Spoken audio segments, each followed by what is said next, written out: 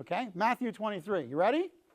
Buckle up. We got ourselves a Matthew 23 show going on here. There's something really important about this passage. If I were to put a title on Matthew 23, it would be The Pharisaic Attitude, Numbing Ungodliness. How to stick anesthesia in the ungodly and make them not feel it anymore. Numbing ungodliness. And here's the problem. The problem is that Jesus spoke to the crowds in Matthew 23, verse 1, and to his disciples. Now, who's he talking to? Underline it. Crowds and disciples. Believers and not. All Jewish, not all followers. The scribes and Pharisees have seated themselves in the chair of Moses. Therefore, all they tell you, do and observe, but do not do according to their deeds, for they say things and they do not do them. This is what I would call authoritarianism, or do as I say, not as I do-ism. Okay? The first of the four attitudes that will numb people, the first of the four attitudes that will numb people from walking with God is you telling them one thing but living another as their leader. That will numb them, because they will see what you're doing and hear what you're saying and realize something's wrong. The most incredibly debilitating thing you can do to your children is speak godliness and live in an ungodly way. You will cripple them spiritually.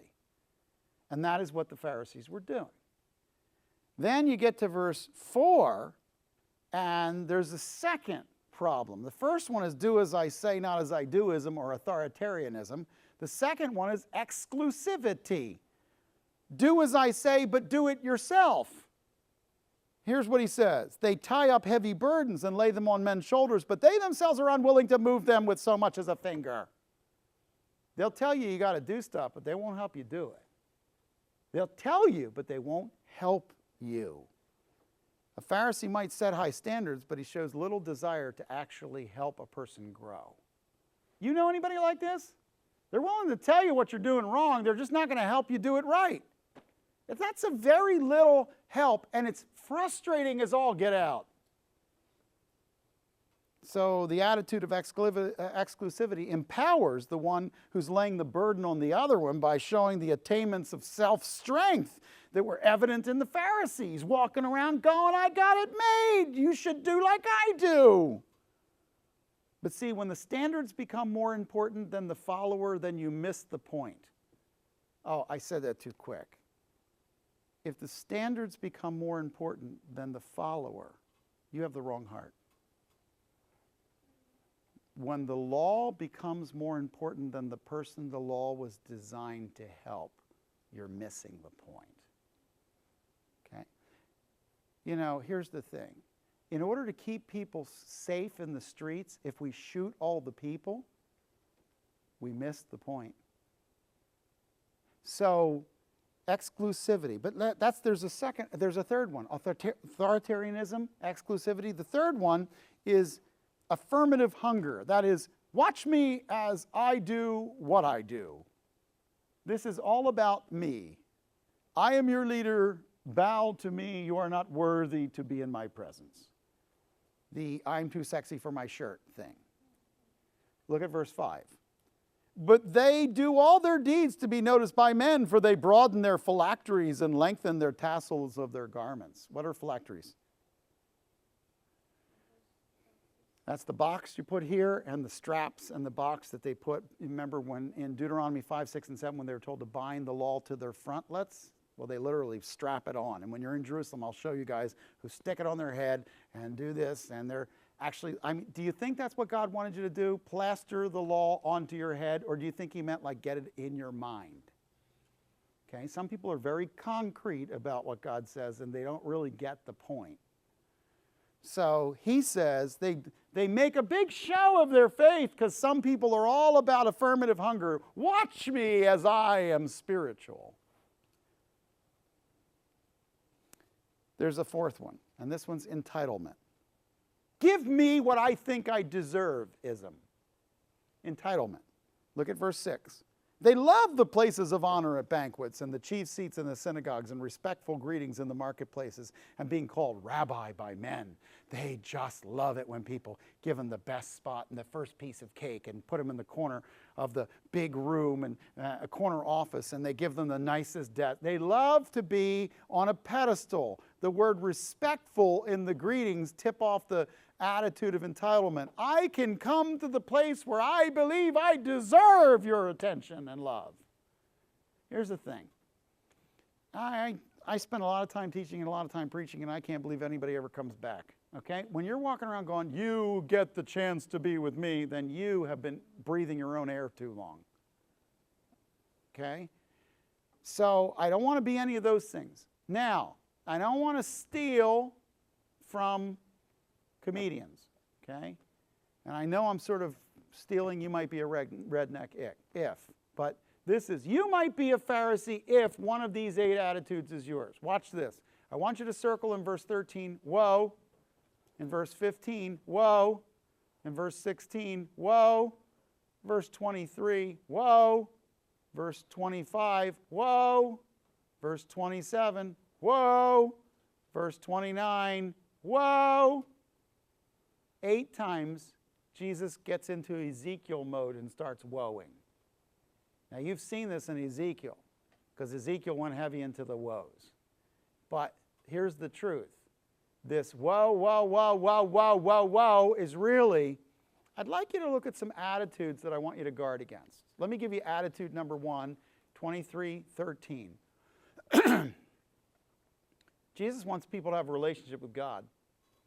By trying to control people for power's sake, you push them away. Woe to you, scribes and Pharisees, hypocrites! You shut off the kingdom of heaven from people, for you do not enter in yourselves, nor do you allow those who are entering to go in. Woe to you, scribes and Pharisees, hypocrites, because you devour widows' houses, and for a pretense you make long prayers, and therefore you will receive greater condemnation. The first part of it actually is in the text. The second part is in brackets and looks like it was dropped into the text in a later time. But the first one, look at the very first one. The essence of legalism is trusting in religious activity rather than trusting in God. And he says, you Pharisees and hypocrites, you scribes, you shut off the kingdom. See, people try to control the gate as to who can get in. Let me put it in church terms. There are churches that teach you cannot go to heaven without being a part of their church. That's people who are keeping the gate. You try to control the gate. Rather than make people related to me, you're about the gate. So the first one is, when you try to control the gate, you're a Pharisee. The second one is the one in brackets. Jesus wants servants who have broken hearts. But if you use religious words to take advantage of the poor and the unsuspecting, you might be a Pharisee. Look what they did. They made long prayers. They made themselves in a pretense so that they could devour widows' houses. Widow is unfortunate. Widow is weak. And they come to the weak and they prey on them with a religious spirit. And that's what he says. You might be a Pharisee if you're preying on weak people with a religious spirit. Let me give you another one in verse 15, the third one. So you got one in 13, you got one in 14, you got one in 15.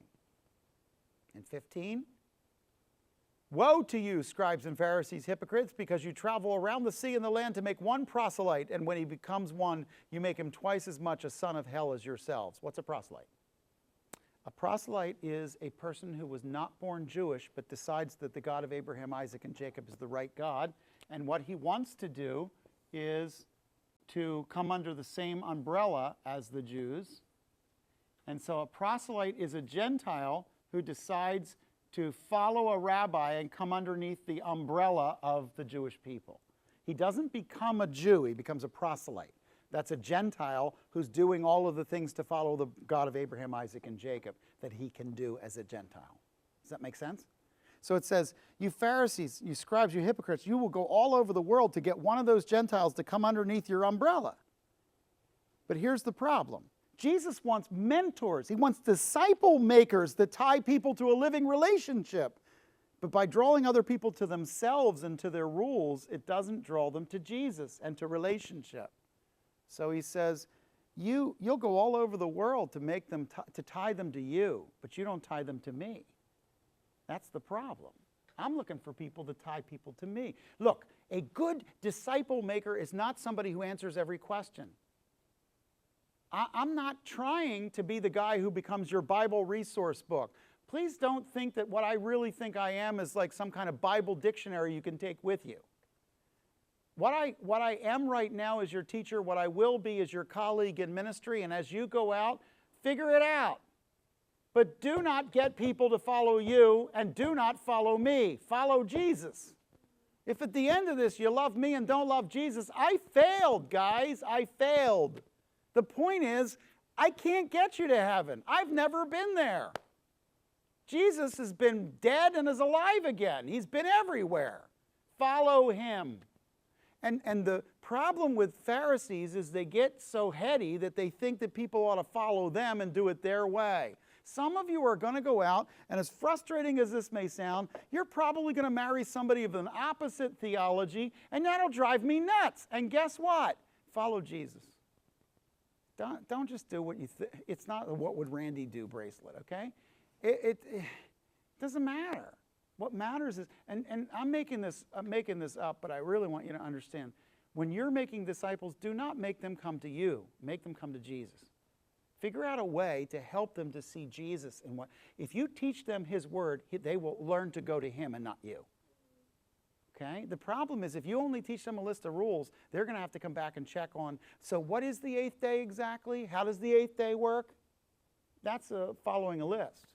You follow a person, you're going to fall to your knees and go, Lord, when should I do this? What's the right day? How should I do it? What's the right way?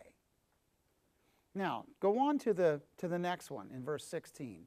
Because Jesus wants leaders to follow after his consistent principles. But when you preach legalism with intricate loopholes, you make up your own rules. So look at what they did.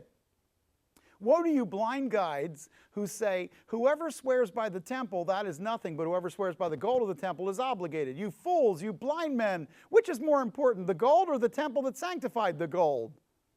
Whoever swears by the altar, that is nothing, but whoever swears by the offering on it, he is obligated. You blind men, which is more important, the offering or the altar that sanctifies the offering? Therefore, whoever swears by the altar and everything on it. Whoever swears by the temple and by him who dwells within it. And whoever swears by heaven swears by both the throne of God and by him who sits on it. He says, you're turning this into, well, if I swear by this, it's really true, but if I swear by that, I'm not obligated to do it. If I do it this way, but I can say it that way, but that means it's not really. You know what they sound like? Lawyers. They write big, long things about what they're not really trying to say. Here's what he says. Look, I am not trying to get you to figure out all the ways you can create loopholes, as long as you didn't have any fun. People are really warped in how they look at things. They're like, as long as you didn't enjoy it, then that's okay, brother. It's weird, but that's how Pharisees think. They think in these crazy lists and loopholes and look for ways out so that they can try. They make up rules, and then they make those rules so hard that it's ridiculous. Here's the thing. Jesus says, get down to verse 23. I want leaders that know my priorities. You don't know how to put first things first, and that's what makes you a Pharisee. Look what he says. Woe to you, scribes and Pharisees, hypocrites. You tithe mint and dill and cumin, and have neglected the weightier provisions of the law, justice, mercy, faithfulness. These are the things you should have done without neglecting the others. You're blind guides. You strain at a gnat and swallow a camel. He said, listen, you guys don't know what's important and what's not. You're on the wrong page. I got to tell you, in ministry, I have run into many a Pharisee that is exactly this. They are all worried about some detail of some theology, and they miss the big point. I got to tell you, I can't get that excited about all the details if you miss the big points. Here's the big one. Follow Jesus. If you do it badly, do it as hard as you can. He'll fix it. Okay? But I think there's a lot of people who would agree with me on every actual part of doctrine, of a doctrinal statement, except they're not following Jesus. I don't want you to be baptized properly and divorced 3 times. Okay? There's something wrong with churches that are on this page. Well, you weren't baptized forward? They took you backward? Okay. So you've got 25 people that were baptized right and divorced 3 times. What exactly did you accomplish? I think you're on dill and cumin. I think maybe you've been smoking dill and cumin. There's a problem here. It's not important. You guys are blind guides. You're straining at the tiniest thing and you're swallowing camels. Then he says, verse 25, Jesus wants his people to know the difference between compliance and obedience. Look at verse 25 and know this is a big-time youth verse. Huge youth group verse for in the church. Woe to you, scribes, Pharisees, hypocrites. You clean the outside of the cup and of the dish, but inside they are full of robbery and self-indulgence.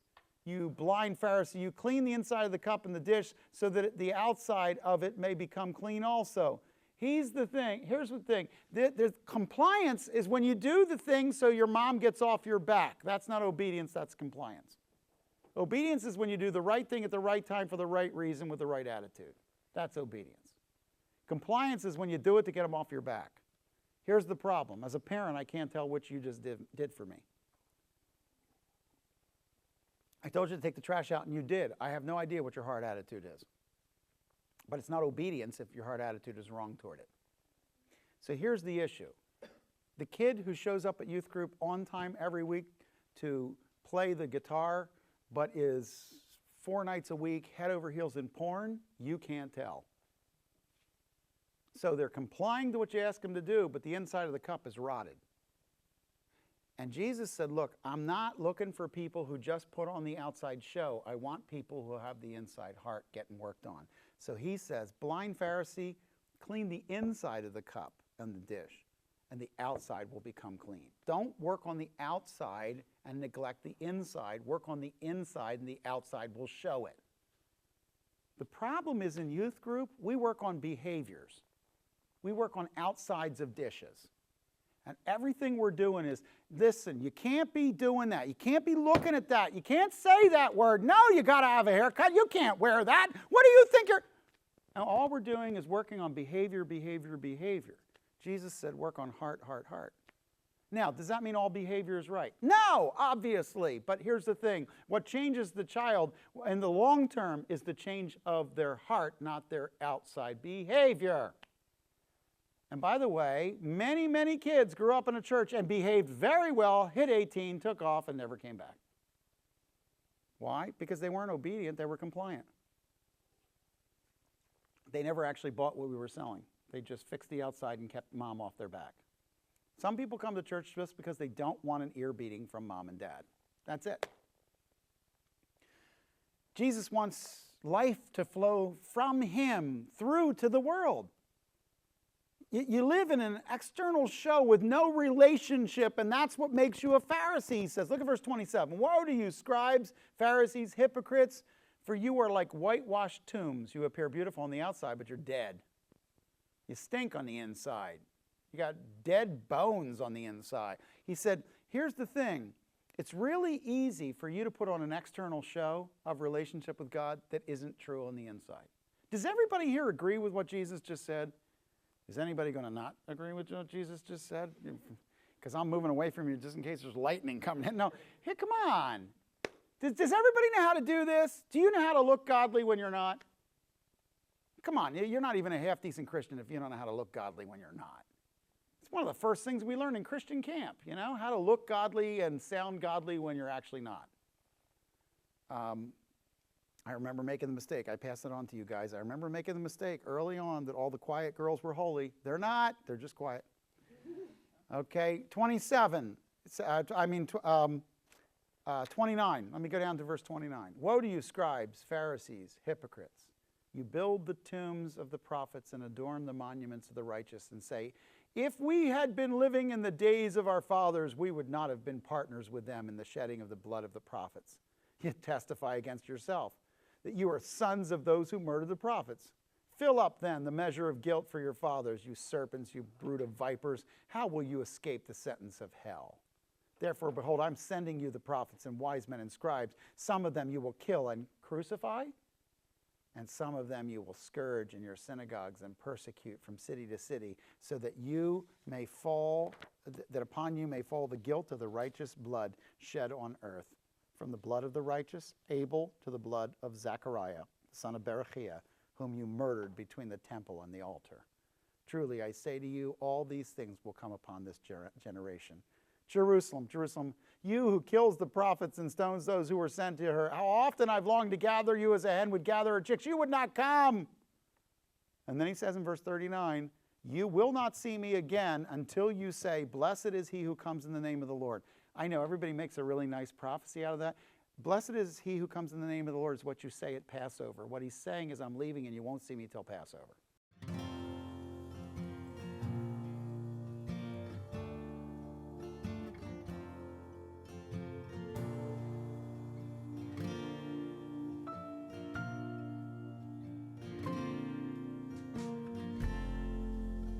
I don't have